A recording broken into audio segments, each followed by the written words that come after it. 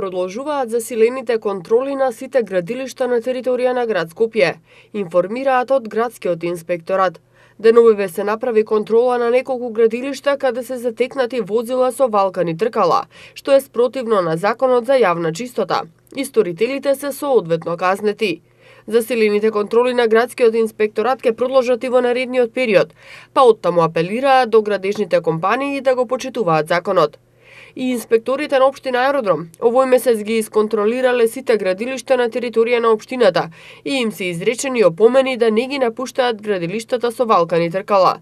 Инаку во текот на ноември инспекторите изрекле 19 парични казни во висина од 50 евра во денарска противредност за фрлање ѓубре на јавна површина, како и за изложување земјоделски производи на јавна површина.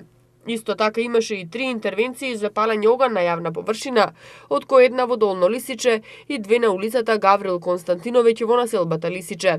За палење оган се изречени и повеќе од 15 опомени.